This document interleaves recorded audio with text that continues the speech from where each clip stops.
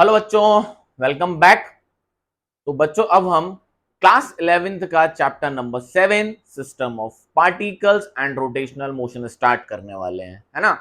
हमने हमारे previous videos में चैप्टर नंबर 6 तक वर्क एनर्जी एंड पावर तक के सारे वीडियो अपलोड्स कर दिए थे, है ना। आई होप आपने वहां तक 6 चैप्टर तक देखे होंगे।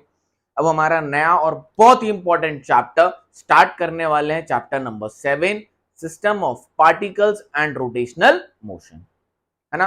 आई होप सभी बच्चे बढ़िया होंगे, मस्त होंगे, पढ़ाई कर रहे होंगे, है ना। तो फटाफट से कॉपी पेन उठा लीजिए, चैप्टर स्टार्ट करते हैं और हेडिंग डाल दो chapter 7 system of particles and rotational motion. ठीक है।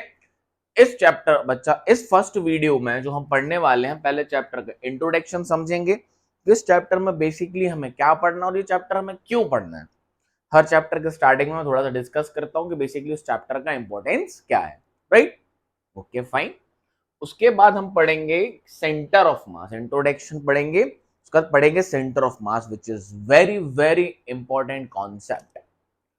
इस चैप्टर में सबसे पहले हमें समझने की जरूरत है कि सेंटर ऑफ मास क्या है और इसको क्यों बनाया गया और इसको क्यों पढ़ते हैं। ठीक है। फिर हम कुछ सिस्टम्स ऑफ मासेस लेंगे, उसका सेंटर ऑफ मास फाइंड करेंगे। ठीक है।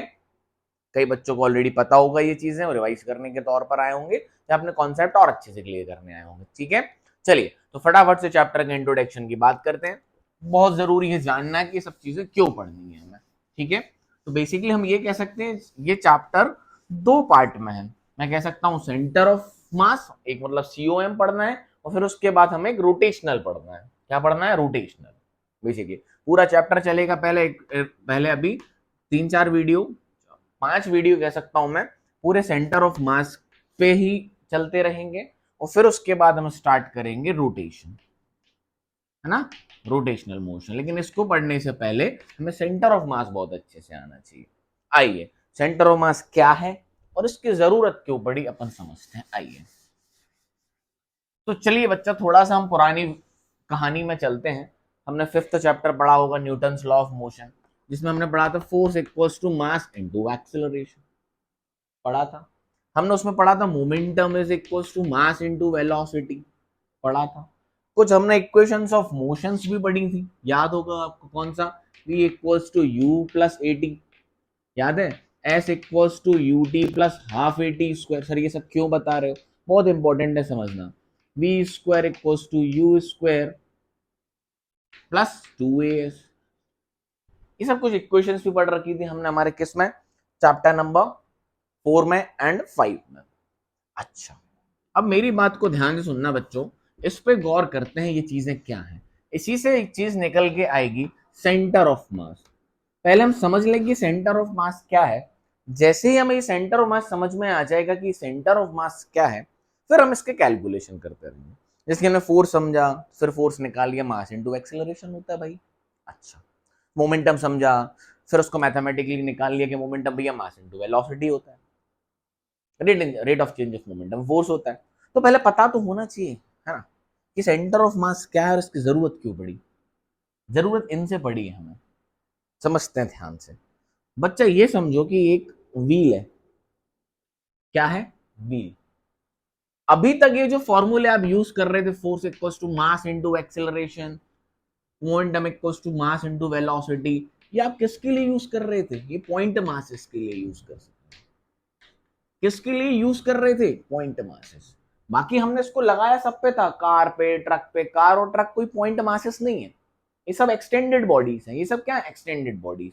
ये जो फॉर्मूला अभी तक हम यूज कर रहे थे ना, directly force equals to mass into acceleration, ये बेसिकली किसके लिए था? पॉइंट मासेस के लिए। किसके लिए था? पॉइंट मासेस के लिए। अरे सर, तो अपन तो कार और ट्रक पे, हाँ, डायरेक्टली इनडायरेक्टली हम उस पर भी यूज कर रहे थे, जो कि सही है। समझ में? अब बेसिकली एक बात समझो कि ध्यान से, कि मैंने कहा बच्चा ये व्हील है। ये क्या है? व्हील। ये जो व्हील बन रखा है, मैं इससे कह रहा हूं एक डिस्क टाइप है ना। व्हील है, एक गोल है, व्हील है, और ये घूम रहा है एंगुलर वेलोसिटी ओमेगा से। एंगुलर वेलोसिटी ओमेगा से, और आगे भी बढ़ रहा है, और आगे भी बढ़ रहा है। जैसे कि अपने गाड़ी का व्हील है, घूमता है, तो रोटेशनल मोशन भी कर रहा है प्लस लीनियर मोशन भी कर रहा है। अब मैं अब इस पर अगर कुछ डिफरेंट डिफरेंट पॉइंट्स लूं, मैं कहता हूं ये पॉइंट ए है, ये पॉइंट बी है, ये पॉइंट सी है, ये पॉइंट डी है। ठीक, तो मैं बस पॉइंट ए की मुझे वेलोसिटी बताइए। तो जो पॉइंट ए की वेलोसिटी है, ध्यान से सुनिएगा, एक तो ये सीधा चल रहा होगा, इसकी एक तो एंगुलर वेलोसिटी, एक तो इसकी लीनियर वेलोसिटी होगी, और एक इसकी एंगुलर वेलोसिटी होगी ओमेगा। ठीक, एक तो ये v मैं कह रहा हूं इसकी पूरी जो वेलोसिटी वो v है, तो एक ये जो पॉइंट है बच्चा, इसकी वेलोसिटी v इस तरफ है, इस पॉइंट को समझो तो इसकी वेलोसिटी v इस तरफ है। ये जो पॉइंट है जो सेंटर वाला, ये आपको घूमते हुए नहीं दिखेगा, बस यही पॉइंट है जो आपको कहां देखेगा, सीधा। इस पूरे का मास कितना है, m, इस जो पूरे व्हील, और इस वाले पॉइंट की वेलोसिटी क्या है, ऊपर v। बात समझ में आ रही है, यस और नो? एक्सेलरेशन की बात करूं, किसकी बात करूं, एक्सेलरेशन की, तो इस पॉइंट का एक्सेलरेशन कहां है, यहां। ये जो पॉइंट अगर आप देख रहे हो अकेला बच्चा, ये वाला, अभी और एक्सप्लेन करूंगा, व्हील से समझ लो पहले।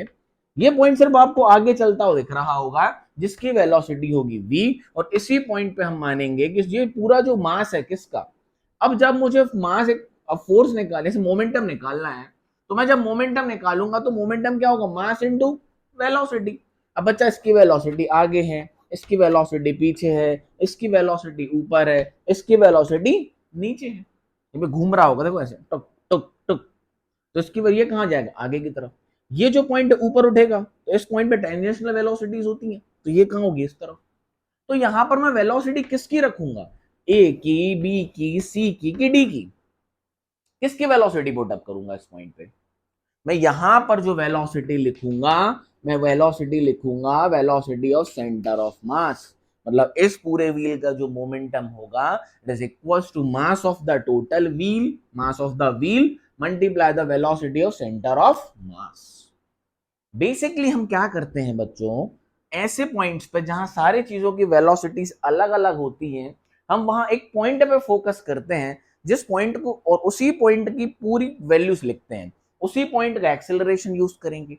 जब हमें ऐसी बॉडीज मिलेंगी जिनके हर पॉइंट का एक्सेलरेशन या वेलोसिटी अलग अलग है, लेकिन उस पर फोर्स निकालना है या उस पर मोमेंटम निकालना है, तो हम यूज करेंगे F equals to mass A of centre of मास।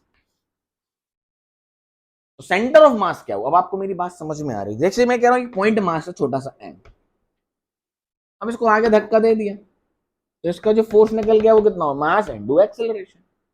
अब यहां अलग अलग पॉइंट्स, मैंने कहा इसकी वेलोसिटी अलग कुछ और होगी, ये पॉइंट होगा इसकी वेलोसिटी कुछ और होगी, इसकी वेलोसिटी कुछ और होगी, इसकी वेलोसिटी कुछ और होगी, ये सॉलिड व्हील है ना। तो डिफरेंट डिफरेंट हम किसकी वेलोसिटी लें, हमें कैलकुलेशन तो करना होगा ना, हम किसकी वेलोसिटी लें, एक सेकेंड, बहुत गर्मी है। तो बेसिकली हम वेलोसिटीज किसकी लेते हैं, सेंटर ऑफ मास। अब ये सेंटर ऑफ मास क्या है, हम बोलते the point on a body, the point on a body or on a system of masses where the whole mass of the body or a system is concentrated। मेरी बात को सुने ध्यान से। What is the center of mass? What is this center of mass? The center of mass is a point where total mass of the body is to be concentrated। बात समझ में? ऐसा नहीं है कि पूरा मास यहीं पे है, मास तो फैला हुआ है, रियलिटी है, जो पूरा मास है इसका m वो टोटली फैला हुआ है, बट हम ये मानते हैं कि जो पूरा मास है वो इस पॉइंट पे ही है, और जो भी फॉर्मूले लगाने इस पे लगा लो सेंटर ऑफ मास पे, तो ये हमें वही इफेक्ट देगा जो बाकी सारे ये मिलके देते, सिंपल सी मास। तो centre of mass is basically a point on a body, in a body और आउटसाइड अ बॉडी। ये पॉइंट बॉडी के अंदर भी हो सकता है, बॉडी के बाहर भी हो सकता है, अभी दिखाऊंगा कैसे। जरूरी नहीं है सेंटर ऑफ मास हमेशा बॉडी के अंदर होता है, इंट्रोडक्शन को समझो ध्यान से। तो एक हाइपोथेटिकल कॉन्सेप्ट बनाया सेंटर ऑफ मास का। Centre of mass basically a point where whole mass of the body is to be concentrated. हम कहते हैं सबको भूल जाओ, ये सबको भूल जाओ, मतलब छोटी सी व्हील मान लो, इतनी सी पूरे, जिसका टोटल मास कितना है m। अब पूरे फॉर्मूले इस पे लगाते रहो, F equals to m of centre of mass, momentum equals to mass into velocity of centre of mass, सब इस पे लगाते रहो, मैंने पूरा मास यहां मान लिया। समझ में? और समझाते हैं, आओ एक एक चीज और समझाता हूं, बाकी आप समझ चुके होंगे। सेंटर मास का इंट्रोडक्शन मुझे बस देना था। तो कैलकुलेट कैसे करते हैं ये इंपॉर्टेंट है। तो ये जो अभी तक आप फॉर्मूले यूज कर रहे थे, आप ये किस पे यूज कर रहे थे, पॉइंट मासेस पे, क्योंकि जब पॉइंट मास हो तो कोई सीधा सीधा पॉइंट मास है, उसका मास m, एक्सेलरेशन a, उसका मोमेंटम निकालना है मास इनटू वेलोसिटी v इस पॉइंट मास की, इसका जो कि मास कितना है m। अब मैं कह रहा हूं एक्सटेंडेड बॉडी, और जो कि हमारी डेली लाइफ में जो भी बॉडीज होती हैं सारी एक्सटेंडेड बॉडीज होती हैं, मतलब इन पॉइंट मासेस से बढ़ के। मैं कह रहा हूं एक रॉड ले लो, तो ये भी क्या है, एक एक्सटेंडेड बॉडी है ना। इसके पास पॉइंट मास नहीं, इसका मास जो है क्या है, पूरा लेंथ वाइज फैला हुआ है।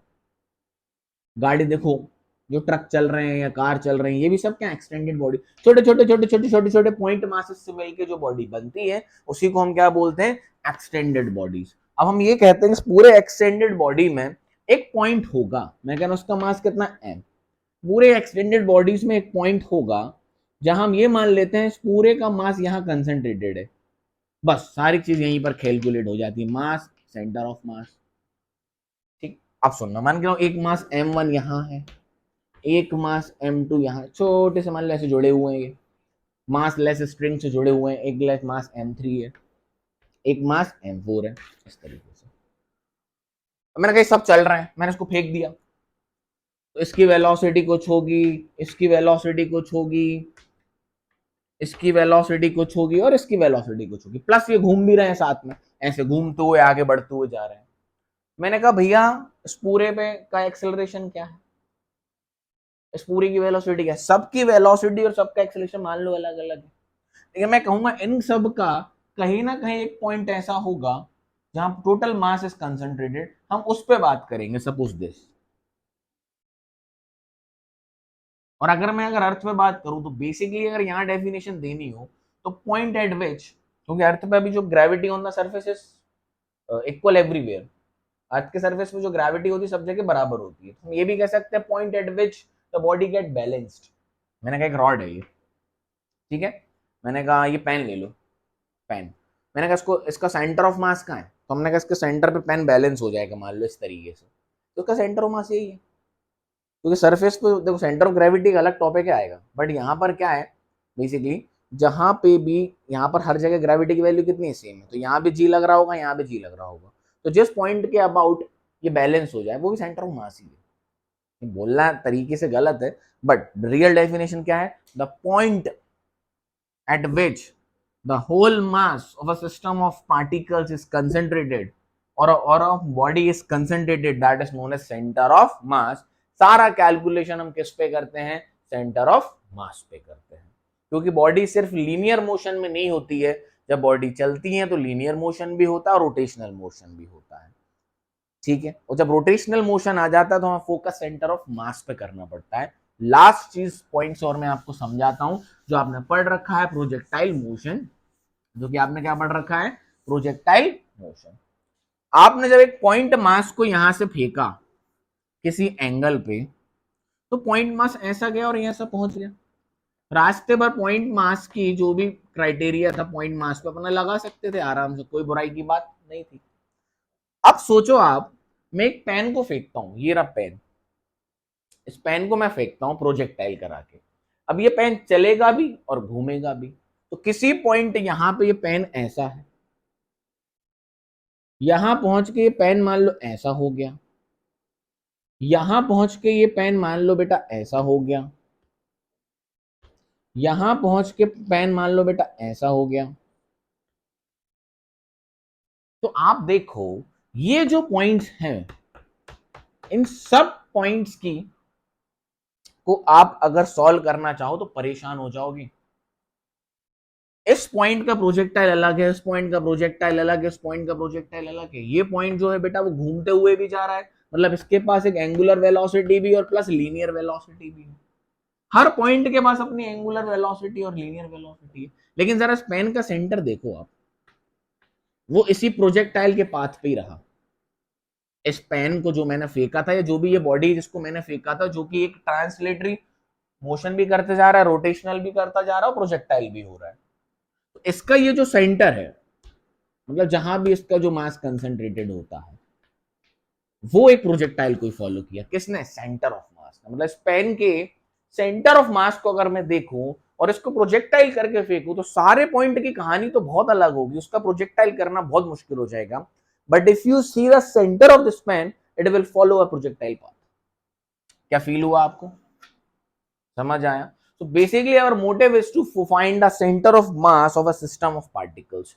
कोई भी सिस्टम ऑफ पार्टिकल्स है, हमें उसके सेंटर ऑफ मास को कैलकुलेट करना है, क्योंकि सारा कैलकुलेशन जो हम अभी तक करते आ रहे थे वो पॉइंट मासेस पे करते आ रहे थे। आप एक्सटेंडेड बॉडीज पे तो हमने लगा दिया था, अलग बात थी, but basically we should know what is centre of mass. ये पूरा कैलकुलेशन हम एक पॉइंट पे करते हैं बॉडी के, that point of body which is known as centre of mass, where whole mass of the body is to be suppose to be concentrated. हम ये मानते हैं कि पूरा मास पूरा बॉडी का उस पॉइंट मास पे ही है, फिर F equal to m a valid हो गया, क्योंकि पहले से पॉइंट मास पे लगा रहे थे, अब वही पॉइंट हो गया हमारा मास। मास तो इतना बड़ा, हमने मान लिया पूरा मास कहां है, सिर्फ इस पॉइंट पे। इसको देखो, बाकी सबको भूल जाओ, कहानी वहीं पहुंच जाएगी। क्लियरिटी है?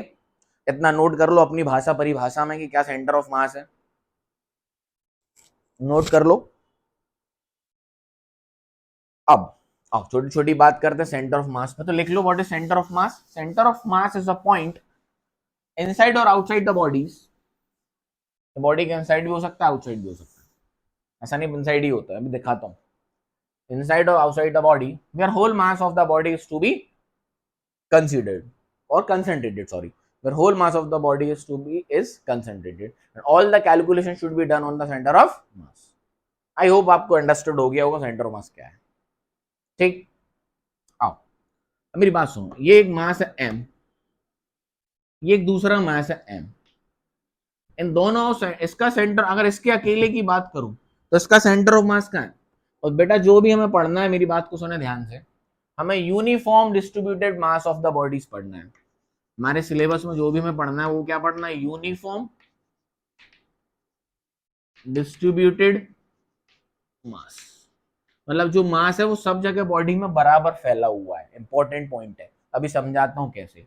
यूनिफॉर्म डिस्ट्रीब्यूटेड मास, मैं कह रहा हूं ये स्फीयर है, तो स्फीयर में जो पूरा मास है कैपिटल एम, ये यूनिफॉर्मली पूरे स्फीयर में फैला हुआ है। मतलब जो मास का डिस्ट्रीब्यूशन है वो यूनिफॉर्म है, ऐसा नहीं है कि ऊपर ज्यादा है नीचे कम। मतलब मैं आपसे कह रहा हूं, अगर मैं इसको काट दूं तो नीचे भी कितना है m/2 और ऊपर भी कितना है m/2। मतलब इसका सेंटर ऑफ मास कहाँ होगा? इसके सेंटर पे। समझ में आया? ये होगा इसका सेंटर ऑफ मास। ठीक, यूनिफॉर्मली डिस्ट्रीब्यूटेड की बात होनी है मैथ्स में, ऐसा नहीं कि ये वाला ज्यादा ये वाला कम है, तो फिर इसका सेंटर ऑफ मास कैलकुलेटेड करना पड़ेगा। अब मेरी बात सुने, ये एक मास है m और एक दूसरा मास है m, ठीक है, इनके बीच में कोई डिस्टेंस है, मैं कहता हूं r। ठीक, इसका अगर मैं इस अकेले के मास की बात करूं m की, तो इसका सेंटर ऑफ मास कहां है? इसके सेंटर पे। सेंटर ऑफ मास कहां है? इसके सेंटर पे। उसका सेंटर ऑफ मास कहां है भैया? उसके सेंटर पे। लेकिन मैं आपसे कहूं, if you consider this both as a system of particles, ये आ गया नाम, system of particles, system of particles, system of masses you can say. अब इसका सेंटर ऑफ मास कहां होगा? अब मैं आपसे उसको बहुत छोटे से पतली सी मासलेस रॉड से जोड़ दो, मैं कहता हूँ मास भी हो सकता है थोड़ा बहुत, और इसको बैलेंस करो। तो इस पूरे मास को आप जब बैलेंस करोगे तो m इस तरफ m इस तरफ, तो सेंटर पे बैलेंस हो जाएगा। कहाँ हो जाएगा? सेंटर पे बैलेंस हो जाएगा। तो इसका जो सेंटर ऑफ मास होगा वो कहाँ होगा? CO, this point, this is the centre of mass of this two system m और m। मेरी बात समझ में आई आपको? यस और नो? अच्छा, आओ और आगे बढ़ते हैं। तो बेसिकली मैंने इसको फेंक दिया, अब ये आगे जा रहा है गोल घूमता हुआ इस तरीके से, मतलब ये गोल भी घूम रहा है और आगे भी बढ़ रहा है। तो ना तो हमें इसको देखना है ना तो हमें इसको देखना है। मैं कहूंगा इस पॉइंट पे जो मास है वो है कितना? 2m। पूरा मास हम इस पॉइंट पे कंसंट्रेटेड कर लेंगे, इसके सेंटर ऑफ मास पे, और पूरा कैलकुलेशन इस पे करेंगे। कॉन्सेप्ट क्लियर हो? What is centre of mass? Centre of mass basically a point where whole mass of the system is to be is concentrated and all the calculation is done on the center of। अब हम F equal to m a पे acceleration किसका लेंगे? Centre of mass. Velocity किसकी लेंगे? Centre of मास। अच्छा, एक और बात सुन, मैंने कहा ये मास m है, 1 है, ये कोई मास m2 है, ये कोई मास m1 है और ये कोई मास m2 है। मैंने कहा इसका सेंटर ऑफ मास बताइए, ध्यान से सुनना। एक जो m2 है वो ग्रेटर है m1 से। अभी आपने देखा था जब m1 और m2 बराबर थे, मतलब दोनों कितने थे? m और m। इनका जो सेंटर ऑफ मास था वो कहां था? यार सेंटर पे। अब मैं आपसे कह रहा हूं एक m1 है और एक m2 है, where m2 is greater than m1। तो ये वाला मास ज्यादा, ये वाला मास कम, तो सेंटर ऑफ मास जो अभी कहा था सेंटर पे, वो m2 की तरफ शिफ्ट हो जाएगा। अब यहां कहीं इसका सेंटर ऑफ मास आएगा, बैलेंसिंग पॉइंट भी कह सकते हैं इसका। अगर हम ग्रेविटी को कंसीडर करें तो ये भी क्या होगा, बैलेंसिंग पॉइंट। इसलिए मैंने अभी आपको बोला था कि हमारे अर्थ सरफेस पे जो ग्रेविटी होती है सब जगह क्या होती है, बराबर होती है। तो एक पॉइंट सेंटर ऑफ मास वो पॉइंट भी हो जाता है, अगर हम यहाँ पर कैलकुलेट करें सेंटर ऑफ मास वो पॉइंट भी हो जाता है जिस पॉइंट पे बॉडी बैलेंस हो जाए। अभी ये जो दोनों मास थे उसके सेंटर पे बैलेंस हो रहे थे, क्या बात समझ में आई? कहाँ बैलेंस हो रहे थे, सेंटर पे। अब मैंने कहा इस तरफ मास मैंने बढ़ा दिया, तो सेंटर ऑफ मास जहाँ ज्यादा मास होता है उसकी तरफ शिफ्ट हो जाता है, समझ में, यहाँ कहीं बैलेंस हो जाएगा ये। क्लियरिटी? सेंटर ऑफ मास और सेंटर ऑफ ग्रेविटी अलग अलग चीज है, ठीक, लेकिन on earth surface centre of mass and centre of gravity coincide करती है। सेंटर ऑफ ग्रेविटी क्या होती है आगे बताऊंगा, अभी आप सेंटर ऑफ मास समझो। क्लियरिटी? तो शिफ्ट हो गया, डन है बात, क्लियरिटी है। आइए, तो आई होप कि सेंटर ऑफ मास क्या है और क्यों कैलकुलेट करना पड़ता है आपको समझ में आ गया होगा। तो जो पहला वीडियो है हमारा पूरा, वो सेंटर ऑफ मास कैलकुलेशंस पे ही डिपेंड करता है टोटल। किस पे डिपेंड करता है? कैलकुलेशन ऑफ और फाइंडिंग ऑफ सेंटर ऑफ मास। कोई सिस्टम्स ऑफ मासेस दिए होंगे आपको, पॉइंट मासेस, उसका सेंटर ऑफ मास निकालना पड़ेगा आपको। क्या निकालना पड़ेगा? सेंटर ऑफ मास। समझ में आया? क्लियर है इतनी बात? अभी हमने कोई कैलकुलेशन नहीं किया, just we talk about the introduction of the chapter and what is centre of mass and why we have to calculate this, find the centre of mass. क्योंकि पूरे कैलकुलेशन किसी भी एक्सटेंडेड बॉडीज के, मतलब जो बड़ी बॉडीज होती हैं जिनका मास यूनिफॉर्मली, मतलब जिनका मास कुछ स्पेस लेता है या किसी स्पेस में फैला हुआ होता है। पॉइंट मास के लिए क्या चाहिए? पॉइंट, इतना सा पूरा मास m बोल दिया। लेकिन कोई एक्सटेंडेड बॉडी ले ली, इसने कोई क्या ले ली, थोड़ी सी स्पेस ले ली, और ये पूरा जो मास है इसका पूरा यहाँ फैला हुआ है, बहुत सारे पॉइंट पॉइंट मासेस जोड़ दी। इसी ऐसी बॉडीज को भी हम क्या बोलते हैं? Extended bodies. और इन एक्सटेंडेड बॉडीज में पॉइंट होता है, जहां इसका अपन मान लेते हैं कि इसका जो टोटल मास है कैपिटल M, तो उस पॉइंट पे कंसंट्रेटेड है।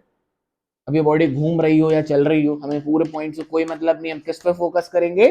सेंटर ऑफ मास पे, ठीक। क्योंकि जो भी हमें कैलकुलेशन करना होता है वो एक पॉइंट पे लगाना बहुत आसान होता है, F इक्वल टू ma या मोमेंटम मास इनटू वेलोसिटी या जो भी कैलकुलेशन है।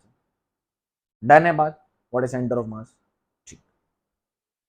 अब जो टॉपिक है हमारा वो है finding of centre mass, calculating of centre of मास। कैसे ढूंढे? मैं आपसे कहता हूं कि ये मास m1 है, अभी हम किसके पॉइंट मासेस का सेंटर ऑफ मास निकाल रहे हैं? किसका? पॉइंट मासेस का।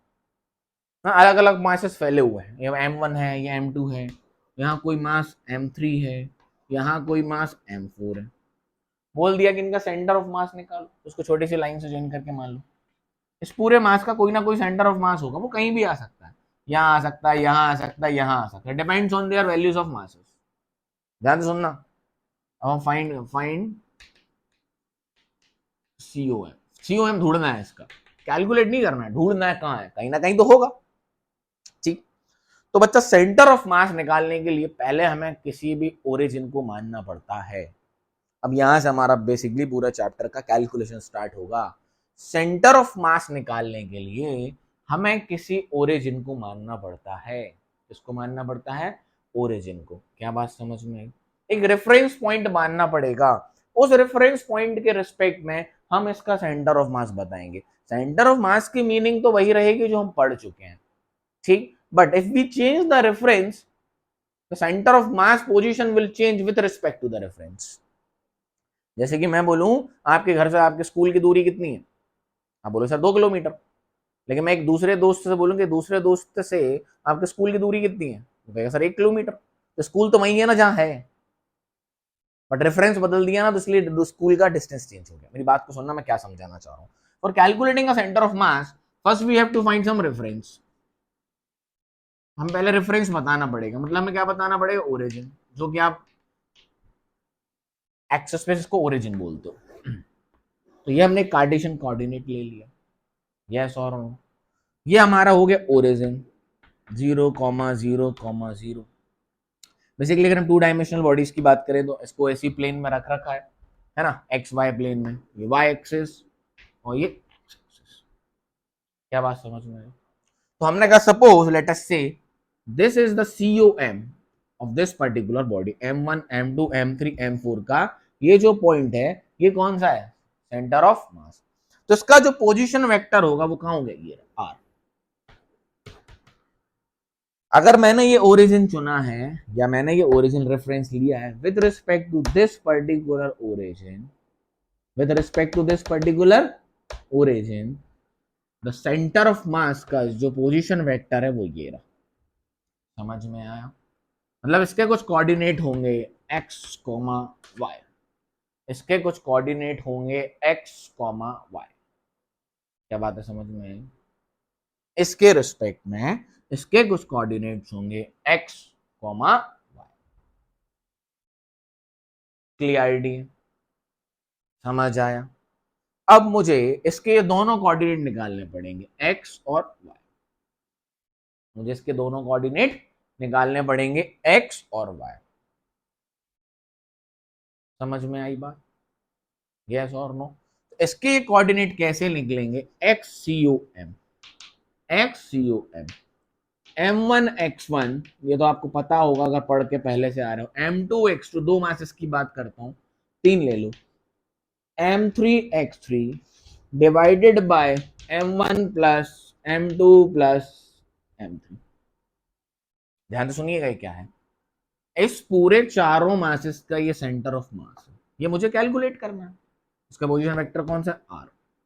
तो ये R बताने के लिए हमें X और Y पता होने चाहिए, यस और नो? तो XCOM मतलब इसका ये X कोऑर्डिनेट, ये रहा XCOM, और ये कौन सा कोऑर्डिनेट रहा, YCOM। For calculating XCOM, M1 X1 plus M2 X2 plus M3 X3 divided by M1 plus M2 plus M3, M4 भी ले लो, मैं तीन की बात कर रहा हूं, चार है पर चार है। YCOM लिखूं, ये क्या है, X1 X2 X3 एक्सप्लेन कर रहा हूं, टेंशन मत लेना, थोड़ा सा पेशेंस रखना, बहुत अच्छे से आपको ये निकालना आ जाएगा, बहुत इजीली। बोर्ड कम इसलिए M4 नहीं ले रहा हूं, M4 भी लिख सकते हो, M1 M2 plus this is basically x coordinate of centre of मास। अब मुझे x मिल गया, ये कैलकुलेट करके मुझे y मिल गया, यहां लिख दो, ये सेंटर ऑफ मास है इस चार सिस्टम्स का from this particular point origin. Sir कहेंगे चार कैसे, भैया तुम्हें करना, तुम लिख लो M4 Y4 प्लस, ठीक है ना, स्पेस कम थी, तीन लिख दिए, क्लियरिटी। अब what is this x1 x2 x3 y1 y2 y3, ये सब क्या है, these are the coordinates of mass m1 m2 m3 basically. इसके कोऑर्डिनेट कौन है, इसके x1 y1, इसके कौन से हैं x2 y2, m3 के x3 y3, और इसके कौन से हैं x4 y4। समझ में आया? अरे इनके भी तो अपने कोऑर्डिनेट्स हैं, इसके मान लीजिए ये, इसके ये रहे, इसके ये रहे, इसके ये रहे। तो ये जिस ओरिजिन के रिस्पेक्ट में आपने इसका सेंटर ऑफ मास कैलकुलेट किया है, उसी ओरिजिन के रिस्पेक्ट में इनके एक्स वाई कोऑर्डिनेट्स इन्हीं मासेस के। तो x1 क्या है, m1 का x कोऑर्डिनेट, y1 क्या है, m1 का y कोऑर्डिनेट, x2 क्या है, m2। बहुत आसानी से अभी बता दूंगा, पहले बातें समझ लो, ठीक है, टेंशन मत लेना, है ना। तो फॉर्मूला निकाल लेंगे हम, क्या दो मासेस हैं, तो x सेंटर ऑफ मास निकाल लेंगे, फॉर्मूला m1 x1 प्लस, इसके प्रूफ में हमें नहीं जाना है, हायर क्लासेस में पढ़ोगे आप, अभी हमारे लिए बस कैलकुलेशन करना है। दो मासेस हैं, उनका XCOM YCOM, अभी क्वेश्चन करेंगे, बहुत आसान हो जाएगा, M1 Y1 M2 Y2 divided by M1 plus M2, and basically this x1 x2 are the distance of center of mass of this m1 m2। ये जो x1 x2 x3 लिखे हैं, ये क्या है, distance of their centre of मास, जो masses हमने माने हैं ना m1 m2 m3 m4, इनके सेंटर ऑफ मास। बेसिकली हम तो सब किसके लिए निकाल रहे हैं, पॉइंट मासेस के लिए। तो पॉइंट मास का सेंटर कहां होगा, पॉइंट ही होगा। तो ये इनके डिस्टेंस हैं, कोऑर्डिनेट्स। m1 मास है, इसका सेंटर ऑफ मास कहां है, x1 y1 पे। इसके रिस्पेक्ट में m1 मास है, इसका सेंटर ऑफ मास कहां है, x1 y1 पे। m2 मास, इसका सेंटर ऑफ मास कहाँ है, पॉइंट मास है तो वही होगा किस पे, x2y2 पे। m3 इसका सेंटर ऑफ मास कहाँ है, x3y3 पे। m4 इसका सेंटर ऑफ मास कहाँ है, x4y4 पे। ठीक है, सिमिलरली XUM ऐसे निकलेगा और YCUM ऐसे निकलेगा। समझ में आया? अभी क्वेश्चन करते हैं, बहुत आसानी से समझा दूंगा आपको, बस आप ये फॉर्मूला लिख लो, XUM YCUM। Z भी हो सकता है, थर्ड कोऑर्डिनेट्स ZCUM करेंगे क्वेश्चन तो कैसा हो जाएगा, M1Z1 M2Z2 divided by M1 plus M। ठीक, बेटा सेंटर ऑफ मास की डेफिनेशन वही रहेगी। If you change the origin, अगर आप रेफरेंस पॉइंट बदल देते हो तो जो सेंटर ऑफ मास के कोऑर्डिनेट्स आएंगे उसकी वैल्यू बदल जाएगी, बट सेंटर ऑफ मास वही रहेगा। बहुत लॉजिकल बात है। मैं कह रहा हूं रेफरेंस बदल दो, इसी डायग्राम पे देखना, मैं रेफरेंस यहां ले लेता हूं, ये वाला देखना ध्यान से, जस्ट ये ले लेता हूं रेफरेंस, ये इसको छोड़ के ये ले लेता हूं, तो सेंटर ऑफ मास यही आएगा भैया, कोऑर्डिनेट बदल जाएंगे इसके रिस्पेक्ट में। समझ में आया? So centre of mass basically एक बॉडी का फिक्स्ड होता है, इस बॉडी का या इस सिस्टम ऑफ मास इसका सेंटर ऑफ मास ये रहा। अब आप उसको किसी भी रेफरेंस के रिस्पेक्ट में बताओगे, उसके कोऑर्डिनेट्स में change, but the definition of centre of mass will remain same, कि भैया वो वही है। ठीक, अब मेरी बात को सुना ध्यान से। मैं कह रहा हूं आपको एक ये मास है m, ये मास कितना है 2m। ठीक, इनके बीच की दूरी है 1 मीटर। ध्यान से सुनना, find at centre of mass COM, बताइए, बताओ,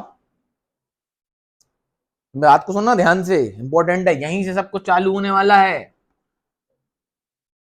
2 mass m and 2m separated by a distance of 1 meter, where is their center of mass? तो बेसिकली अगर आपको सेंटर ऑफ मास बताना है इसका, तो आपको बताने पड़ेंगे इसको x और y कोऑर्डिनेट, x और y कोऑर्डिनेट। रेफरेंस आपके ऊपर है कि आप रेफरेंस कहां से लेते हो। मैं रेफरेंस मान लेता हूं m मास कोई। अब यहाँ एक लॉजिकल बात है, ध्यान से सुनिएगा, मैंने इसी को रेफरेंस मान लिया m मास को, समझ में? तो बेटा सेंटर ऑफ मास इसी लाइन पे आएगा। अब ये हो गया y कोऑर्डिनेट और ये हो गया x कोऑर्डिनेट, ये हो गया y कोऑर्डिनेट और ये हो गया x कोऑर्डिनेट। तो जो उसका सेंटर ऑफ मास है वो किस कोऑर्डिनेट पे आएगा, x पे। अरे y पे तो कोई मास ही नहीं है, ये जो पॉइंट मास है x पे ही है, y पे तो कोई मास है ही नहीं है, y1 y2 की वैल्यू तो 0 है। समझ में? तो इसका जो सेंटर ऑफ मास आएगा बेसिकली किस पे आएगा, x पे। तो आपको सिर्फ क्या निकालना है, XCOM, YCOM तो अपने आप क्या है 0। बात समझ में आई? आपको यहाँ क्या निकालना पड़ेगा, XCOM। Y तो ऑटोमेटिकली कितना है 0, because it centre of mass will lie on x axis only. भाई Y के भी क्वेश्चन लेंगे, समझ में आया? तो हमने इसको रेफरेंस मान लिया, तो ये पॉइंट कितना हो गया 0,0 और ये पॉइंट कितना हो गया 1,0। फील हुआ आपको? डन है? एक बार वीडियो देख लो, कभी कभी बंद हो जाता चलते चलते। हाँ बहुत बढ़िया। तो ये वाला पॉइंट कितना हो गया, इसी को रेफरेंस मान लिया 0,0। ये वाला पॉइंट कितना हो गया 1,0। XUM निकालते हैं, M1 X1, M1 कितना M, ठीक, M1 कितना M, डन है, मल्टीप्लाई बाय 0 प्लस, ऐसे लिखते हैं ना, XUM equals to M1 X1 plus M2 X2 divided by M1 plus M2। Clarity है? तो इसका तो 0 हो गया, प्लस ये कितना है 2m, इसका x कितना x2 1 divided by m plus 2m। तो ये आ गया XUM इक्वल तो हो गया 0, ये हो गया 2m divided by 3m, m से m कैंसिल, आंसर कितना आ गया 2/3। रेफरेंस किसको माना था, इसको। तो यहां से 2/3 में, जो कि यहां कहीं आएगा, इसके कोऑर्डिनेट क्या आ गए 2/3,0। ये रहा इसका COM, सेंटर ऑफ मास। समझ आया?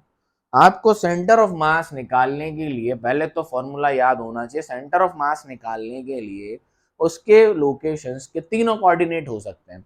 3 डायमेंशनल बॉडी होगी तो 3 कोऑर्डिनेट आएंगे, 2 डायमेंशनल प्लेन में होंगे तो 2 कोऑर्डिनेट आएंगे। सिंगल बॉडी होगी तो खत्म ही बात होगी। इसके भी दो ही कोऑर्डिनेट है, 2/3, 0, y एक्सिस पे 0 है, x एक्सिस पे 2/3। सोचो ये दोनों मास m m होते, दोनों मास कितने होते m m। आप खुद बोल देते सर इसका सेंटर ऑफ मास यहाँ पर है, आओ इसी से कैलकुलेट करके दिखा रहा हूँ। इसका सेंटर ऑफ मास, मैंने कहा ये दूरी कितनी है 1, ये दोनों कितने हैं सेम m और m, उसका सेंटर ऑफ मास यहाँ आता, तो आप आंसर कैसे लिखते सेंटर पे, तो 1/2, 0, आओ देखें 1/2 आता है कि नहीं। रेफरेंस इसको मान लो आप, इस मास को। एक्स यूएम निकालना है, वाई यूएम तो ऑटोमेटिकली 0 है, आप समझ चुके होंगे। एक्स यूएम की बात करते तो m इंटू रेफरेंस इसको माना है, तो इसके पॉइंट 0 0 और इसके पॉइंट 1 और 0, m into 0 plus m into 1 divided by m plus m, जो कि कितना हो गया 2m। तो ये तो हो गया 0, ये कितना हो गया m अपॉन 2m, m से m cancel, answer is 1/2 x you m, आ गया 1/2। फील हुआ। Basically if there is a body, देखेंगे तीन के भी क्वेश्चन देखेंगे जिसमें हम एक्स यू एम भी निकालेंगे, वाई सी यू एम भी निकालेंगे और जेड सी यू एम भी निकालेंगे, टेंशन नहीं। ठीक, आगे बढ़ते हैं। समझ आया, अच्छा लगा। Centre of mass, point mass इसके कैसे निकालते हैं बोलो, साइड में लिख देता हूं।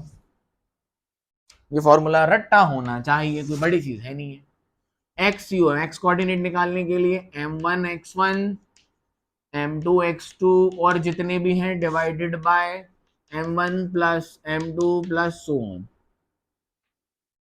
वाई सी ओ एम निकालने के लिए m1 y1 plus m2 y2 and so on divided by m1 plus m2 plus so on. अगर थर्ड आ जाएगा तो Z C O M, m1 z1 m2 z2 and so on divided by m1 plus m2 plus so on. ठीक, आओ question लेते हैं। अब ये मिटा दूं हेडिंग, उस क्वेश्चन के काम आएगा। बस अब तो हमें ये आना चाहिए क्वेश्चन सॉल्व करने के लिए। ये X you M centre of mass क्या है आपको आइडिया हो चुका होगा, है ना, क्लियरिटी हो गई होगी बेसिकली क्या है ये, पॉइंट क्या है। ठीक, निकालते हैं इसे, पॉइंट मास इसका निकाल रहे हैं हम।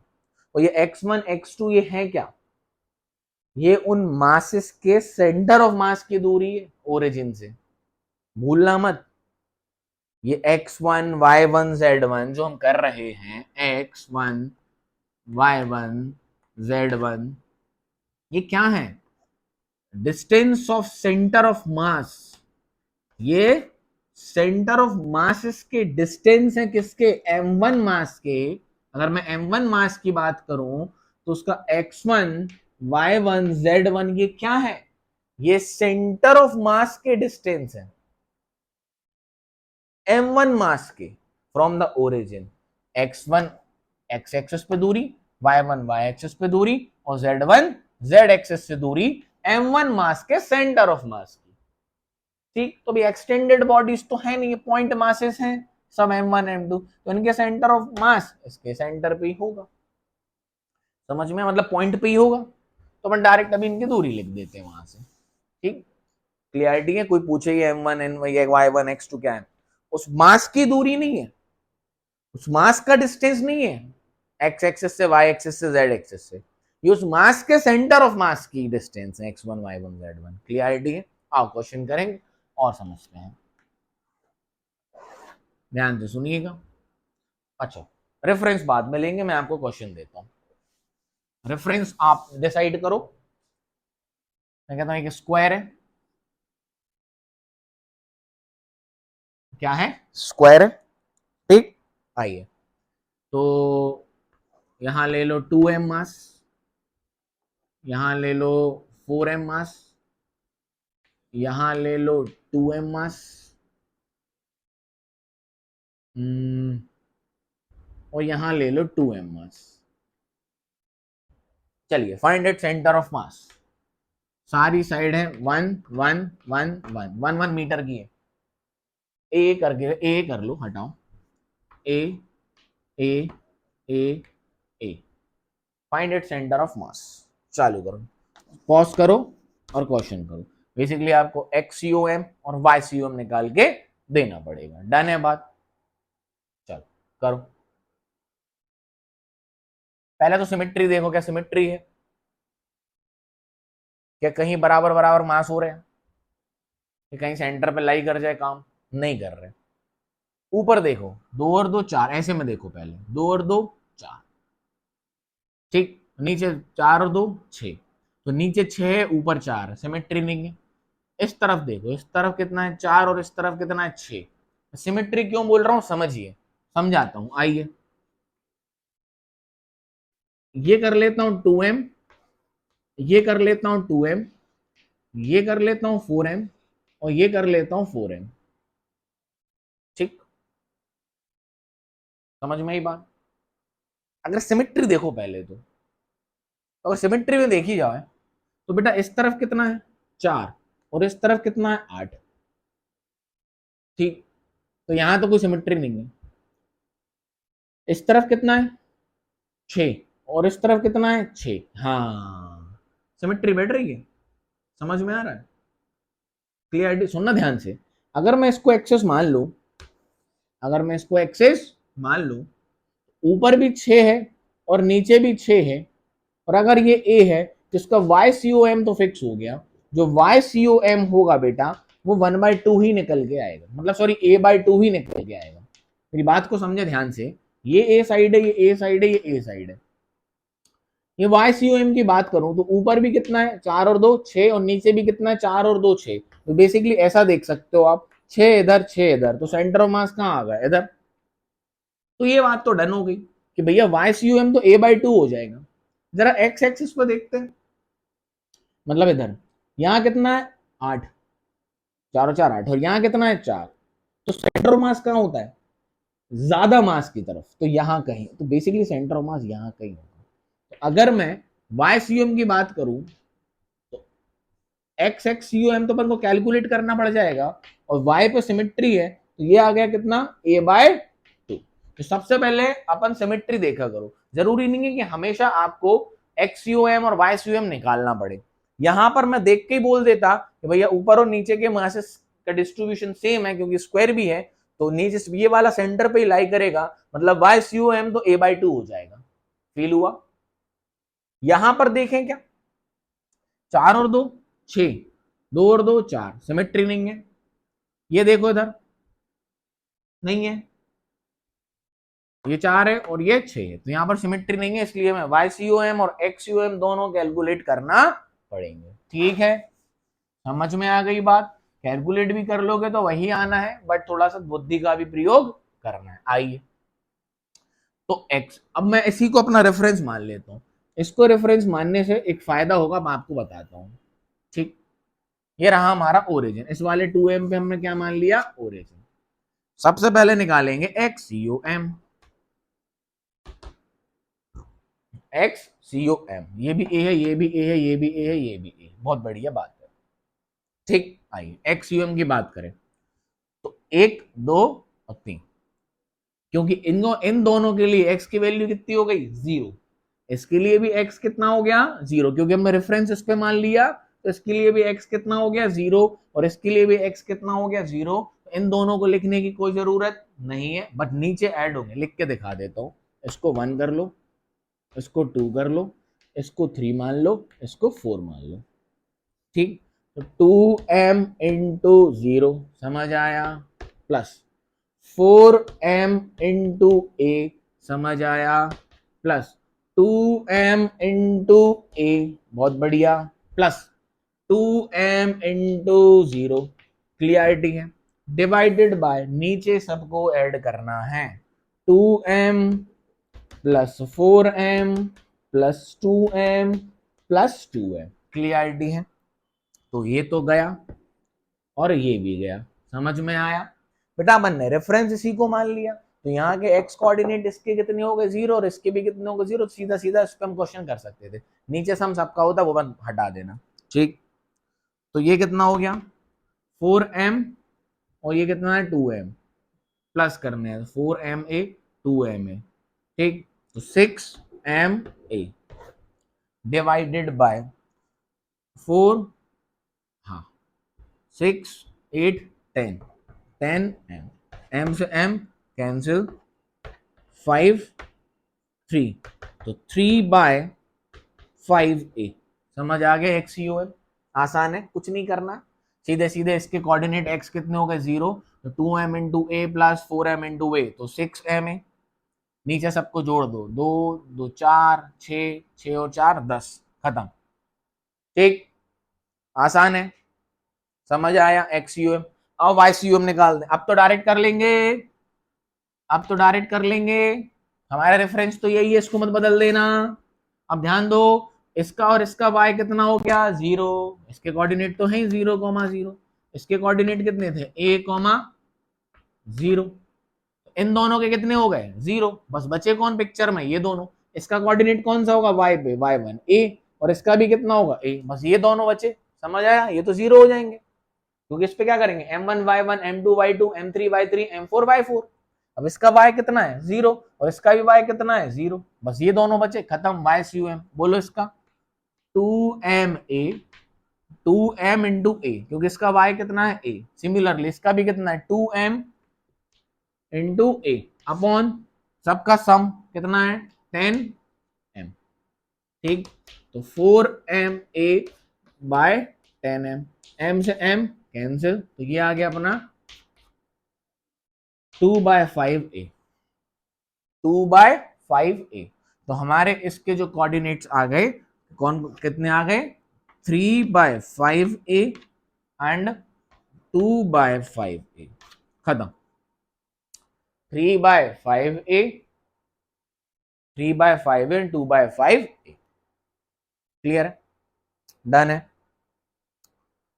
बोलो हाँ कि ना, आगे बढ़ जाएं। ठीक, कर सकते हैं ऐसे क्वेश्चंस, आसान है। अब तो मिटा दो, सारे फॉर्मूले याद हो गए होंगे, बढ़िया बढ़िया क्वेश्चन भी कर रहे, टेंशन नहीं, पहले सीख लो centre of mass, point masses के कैसे निकालते हैं, सीख लो।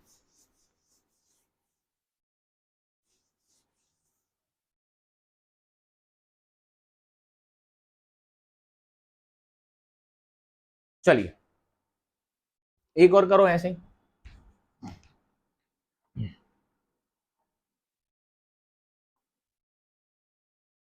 हाँ भाई, इसको कर दो 4m और इसको करो 8m। ठीक, इसको करते हैं 8m और इसको करते हैं 4m। ठीक, थोड़ा बदलाव करते हैं, ऐसे नहीं 8, ऐसे नहीं,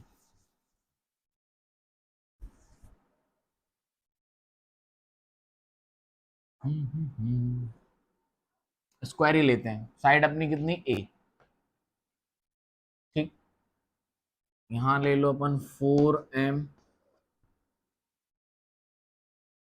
और यहां ले लो 6m, यहां ले लो 5m और यहां ले लो 5m। ठीक, बहुत बढ़िया। Find COM।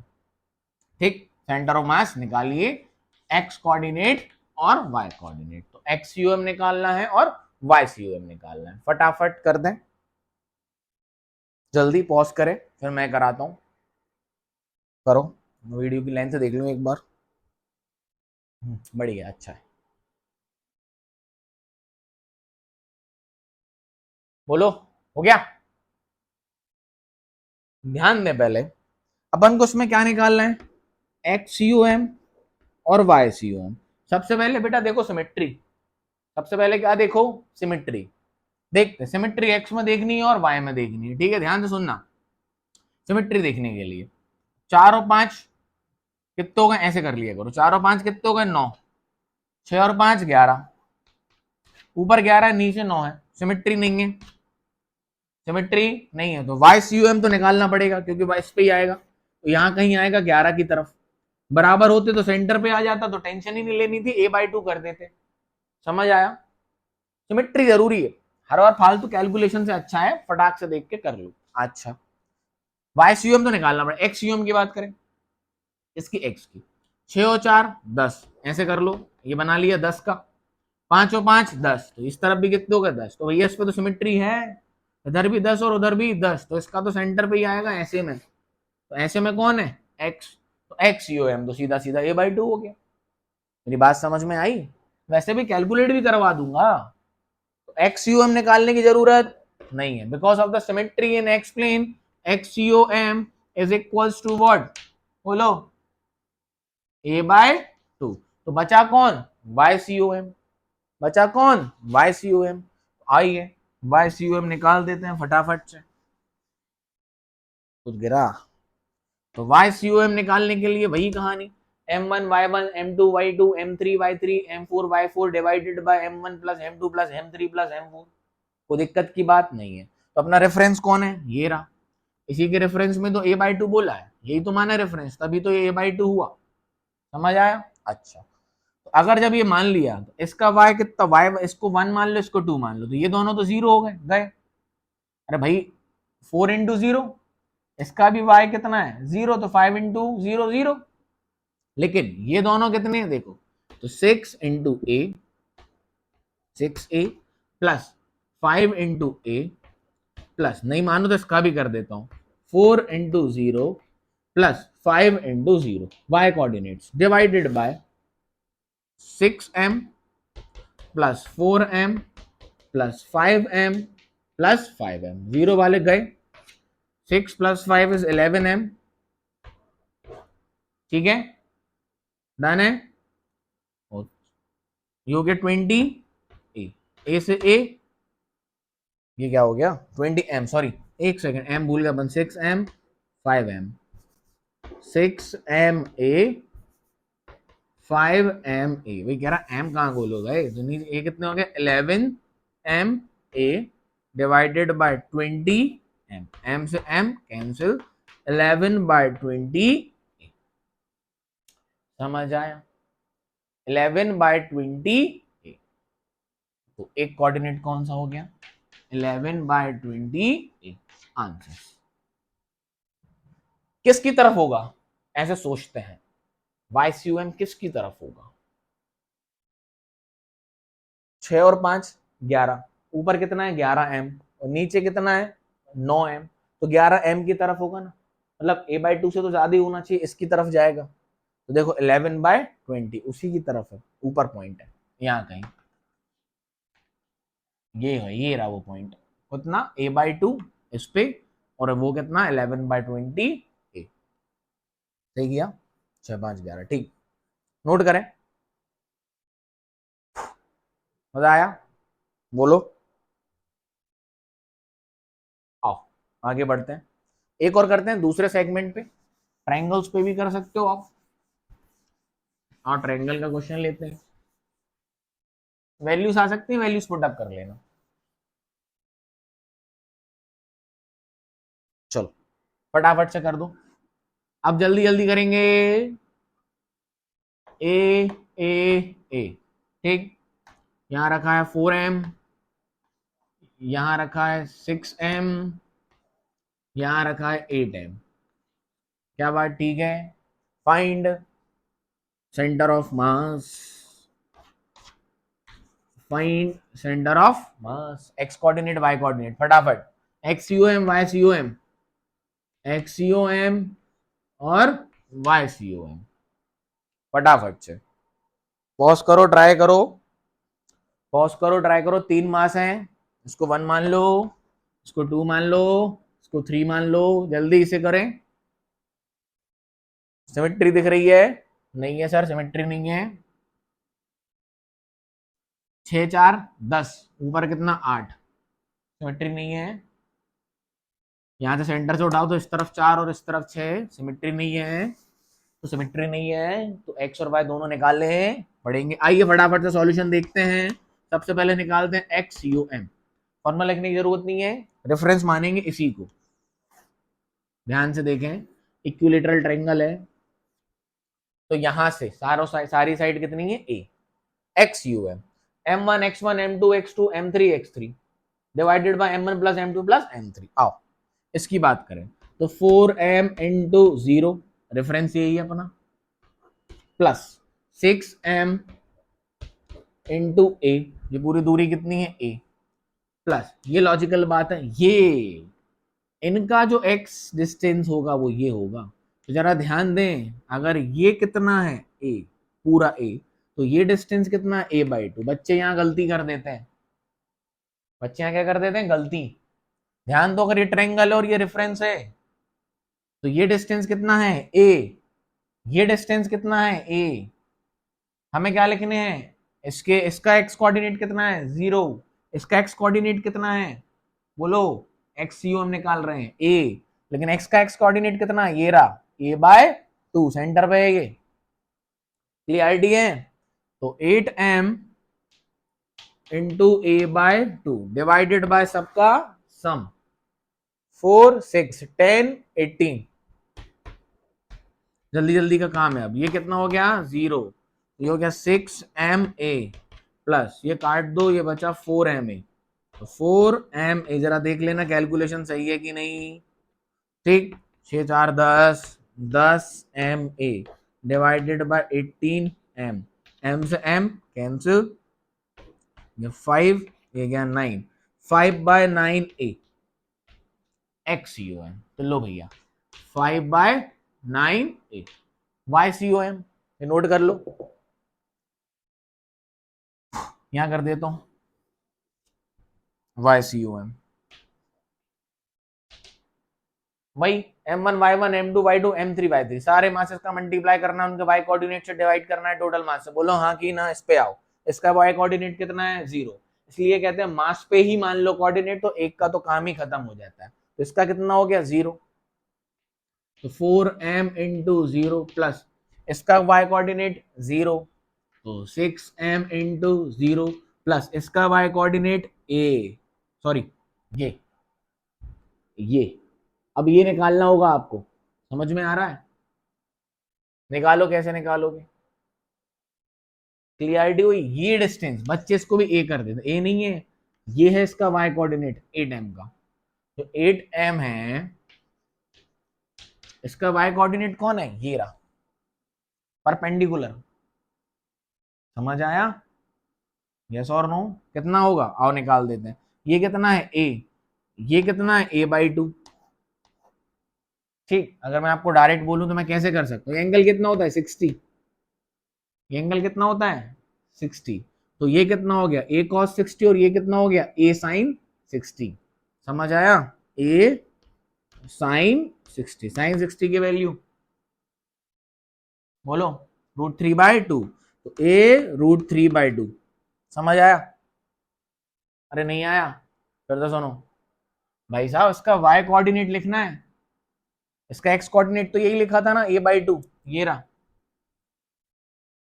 इसको 3 माना m3y3, ये है इसका y कोऑर्डिनेट, तो ये दूरी कितनी है a, ये कितनी है a/2, पाइथागोरस भी लगाओगे तो कितना होगा, आओ यहां दिखा देता हूं, √a² माइनस a/2 का स्क्वायर, समझ आया, बोलो, तो ये हो गया 4² माइनस ये, तो ये हो गया आपका 3a²/4 ये बाहर आ गया कौन a/2, अंडर रूट में कौन रहा 3, पाइथागोरस से कर दिया, ये हाइपोटेनियस, इतना लंबा थोड़ी करेंगे, अब हम 11th क्लास में आ गए।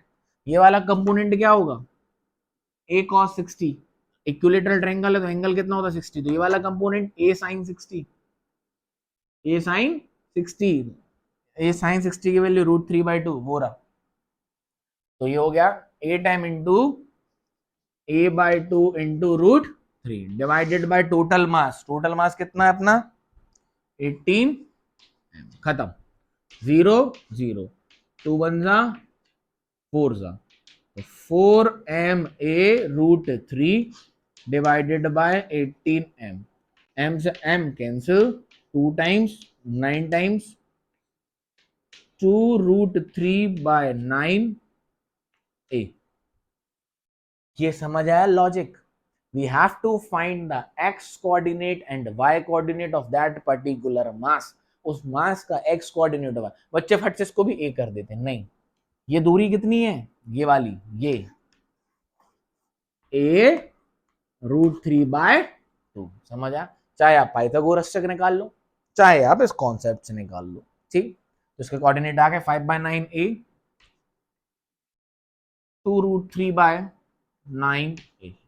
आंसर ऑप्शंस में होंगे, उसके फॉर्म में कर सकते हो, या पेपर में आया तो आप ए के फॉर्म में ऐसे आंसर निकाल सकते हो अपने स्कूल में, वो भी सही है, ठीक। कॉम्पिटेटिव में ऑप्शंस होंगे 4 ऑप्शन, ये वाला ऑप्शन अपना सही है। डन, क्लियर, बोले, चलिए चलो एक चीज सीखो, फिर एक मैं थर्ड उसका तीनों तीनों निकलवाऊंगा आपसे। पहले एक चीज सीख लो जो ऑलरेडी हम कर चुके हैं, बट जैसे मैं बोल रहा हूं वैसे सीखो, ठीक। अगर दो मासेस हैं बेटा, ध्यान से सुनना, अगर दो मासेस हैं, एक मैंने कह दिया m और एक मैंने कह दिया 2m, इनके बीच का डिस्टेंस कितना है a, ध्यान से सुनना, इंपॉर्टेंट है। मैं आपसे कहता हूं उसका सेंटर ऑफ मास निकालो, तो आप जब एक मास को रेफरेंस ले लेते हो, एक वो तो अपने आप उसका उसका मल्टीपल तो अपने आप 0 हो जाएगा। हमने कहा आपसे COM निकालो, इसका COM निकालने के लिए आपको क्या निकालना है, इसका x कोऑर्डिनेट और y कोऑर्डिनेट। इस वाले क्वेश्चन में y कोऑर्डिनेट तो कितना हो जाएगा 0। कॉन्सेप्ट सिखा रहा हूं, ध्यान से सुनना, फॉर्मूले से करने से अच्छा दिमाग से फटाफट, फॉर्मूले से भी करोगे वही आएगा। मैं कहता हूं जब आपने एक मास पर अगर अपन खड़े हो गए तो कुछ नहीं करना है, इसका XUM निकालने के लिए दूसरा मास multiply by distance divided by total sum 2/3m। अरे करा वही है फॉर्मूले से, इसका x कोऑर्डिनेट कितना हो गया 0। अरे सर क्या बेवकूफ बना रहे हो, अरे बेवकूफ नहीं बना रहा हूं, कॉन्सेप्ट सिखा रहा हूं बच्चे। अपन क्या करते, ध्यान सुनना, m1x में क्यों सिखा रहा हूं, अभी नेक्स्ट क्वेश्चन में बड़ा काम आने वाला है। यही होता है फॉर्मूला, बोल हाँ कि ना, सही है बात। सर वही तो, अरे ठीक है ना, इसका अगर मैं इसी पे खड़ा हो गया और इसी को ओरिजिन मान लिया तो इसकी कहानी तो 0 हो गई। देख m इंटू 0 प्लस m2 कितना है 2m, दूरी कितनी a, divided by sum m plus 2m कितना हो गया 3m, तो ये कहानी तो हो गई 0। तो 2ma divided by 3m, m से m कैंसिल, 2/3a, वही तो आया। तो मैं आपसे बस इतना कह रहा हूं, अगर ध्यान से सुनना, अगर एक मास पे हम खड़े हो जाएं और अगर दो मास का सिस्टम हो तो कुछ नहीं करो, उसका COM निकालने के लिए चाहे x में हो चाहे y में हो, दूसरे का मल्टीप्लाई करो डिस्टेंस से, डिवाइड कर दो मास से। जैसे कि ये तो हो गया 0, 2m मल्टीप्लाई बाय a, कभी कभी ऐसे में कंफ्यूज हो जाते हो, 2m इस पे इसको रेफरेंस माना, इसको रेफरेंस माना, 2m multiply by a divided by total mass m plus 2m 3m। बोलो यार, देख अगर इसको रेफरेंस माना तो तेरा XUM कितना आया बेटा, तूने जब इसको रेफरेंस माना तो तेरा XUM कितना आया 2/3a। अगर इसको मतलब यहां से कितना 2/3a, तो यहां से कितना होगा, इस तरफ से इसको रेफरेंस मानता 1/3a, बोल हाँ कि ना। अगर इसको रेफरेंस मानता तो कितना आता 1/3a, क्योंकि ये डिस्टेंस यहां से 1/3a ही तो बचा। इसको रेफरेंस मानते हैं, चल इसको रेफरेंस मान ले, तो क्या करना है अपोजिट वाला, m multiply by a, m इसको रेफरेंस मान लिया मैंने, इसको बेटा m multiply by a divided bye m plus 2m 3m, m से m कैंसिल a/3, आ गया भाई 1/3 a/3। तो जब किसी को रेफरेंस मान लो तो सामने वाले का मास multiply by distance divided by total mass, फालतू m1 समझ गए होगे, कंफ्यूज नहीं कर रहा हूं, यही कहानी ये है, ये ऑटोमेटिकली 0 हो जाता है बस अगर इस पर खड़े हो जाओ तो, ठीक है। एक बार वीडियो देख लो। हाँ, क्यों कराया है, कारण बताता हूं, क्योंकि अब एक क्वेश्चन लेने जा रहा हूं मैं जो कि 3 डायमेंशन में होगा, ध्यान से सुने। बहुत इंटरेस्टिंग क्वेश्चन है। क्यूब है, सारी साइड ए है भैया, ध्यान से सुनिएगा प्यारे प्यारे बच्चों, सारे लोग सच्चे इसको क्वेश्चन का आंसर देंगे, ध्यान से सुनिएगा। इस पूरे पे जो मास है वो है 2m, इस वाले कॉर्नर पे भी 2m, इस वाले कॉर्नर पे भी 2m, इस वाले कॉर्नर पे भी 2m, और ये उसके सामने वाले जो भी कॉर्नर हैं उसके सारे 4m, उसके सारे 4m, उसके सारे 4m, और उसका भी एक और 4m। मेरी बात समझ में आई? Find coordinate of centre of mass, इसका सेंटर ऑफ मास निकालिए। ये 3 डायमेंशनल है, इसमें एक्स यू एम भी आएगा, इसमें वाई सी यू एम भी आएगा, और इसमें जेड सी यू एम भी आएगा। बहुत बढ़िया क्वेश्चन है, करें आया हुआ है कॉम्पिटेटिव में। एक क्या है, स्क्वायर है नहीं है मेरे पास, एक यहाँ पे स्क्वायर है, क्यूब है सॉरी, उसके एक कॉर्नर पर सब जगह कितने हैं 2m 2m 2m 2m, और उसके फ्रंट फेस वाले 4 कॉर्नर और होंगे, उसमें कितने हैं 4m 4m 4m 4m, सारी साइड ले लो a, चौक हो गई है खत्म। साइड कितनी है a, क्यूब है a साइड का, तो उसके तीनों कोऑर्डिनेट बताइए। ठीक, पॉज करें, सॉल्व करें। देख एक्स यू एम और जेड सी यू एम तो बड़ी आसानी से बताऊं, एक्स यही मान लो, ध्यान से देख, ये हो गई y, ये हो गई x, और बच्चा ये हो गई z, y x z। अब आपको x y और z तीनों बताने हैं, समझ गए? बोलो हाँ कि ना। जरा अब देखो, सॉल्व कर लिया होगा तो ठीक, नहीं तो आओ देखें, जरा ध्यान से देखो। इसका जो फ्रंट फेस देखोगे इस पे कितने देखेंगे आपको 2m 2m 2m और 2m, ठीक। इसका सेंटर मास कहां लाई करेगा, अगर इसका फेस देखो सेंटर पे, किस पे, सेंटर पे, मतलब a/2 a/2, ठीक। इस वाले फेस की बात कर रहा हूं, यहां देख, ये वाला डर डर डर डर डर डर डर, ये बना दिया मैंने अलग से, सिमेट्री है भाई, 2m 2m 2m 2m symmetry है, तो सेंटर में ही लाई करेगा, तो सेंटर के कोऑर्डिनेट कौन से होंगे, ये a है और ये a है, तो यहां से भी a/2 और यहां से भी a/2, ये रहा। बोला कि ना? अरे भाई इस पूरे का जो मास है वो कहां लाई करेगा, यहां, समझ आया? यस और नो? आओ इसके सामने वाले फेस देख, ये रहे रीडिंग कितना, बोल 4m 4m 4m और 4m, ठीक। साइड कितनी ए ए ए ए, इसमें भी सिमेट्री है, इसमें भी क्या है, सिमेट्री।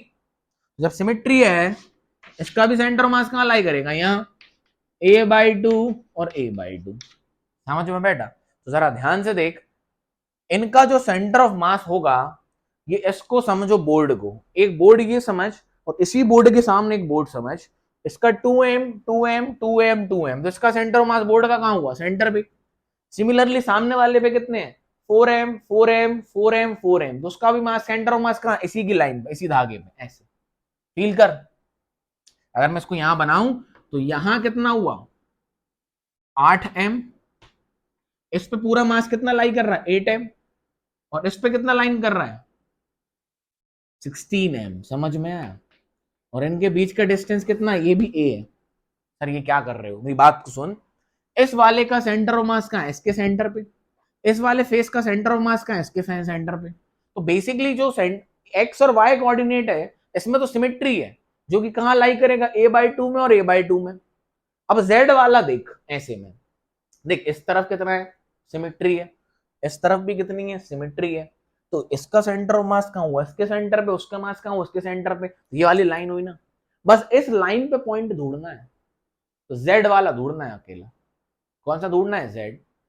तो जब सेंटर ऑफ मास कहता ही है कि total mass concentrated at that particular point, तो इसका सेंटर ऑफ मास, इसके मास कितने हो गए, 2 2 4 और 2 6 और 2 8, पूरा 8 हो गया यहाँ इस वाले पे पॉइंट पे, 3D में समझना, इस वाले का कितना हो गया 8 यहाँ, ठीक। अगर मैं इसको ऐसे बना दूं, थोड़ा कंफ्यूज मत होना बच्चों, ऑनलाइन भी समझाना, आई होप आप समझ जाओगे।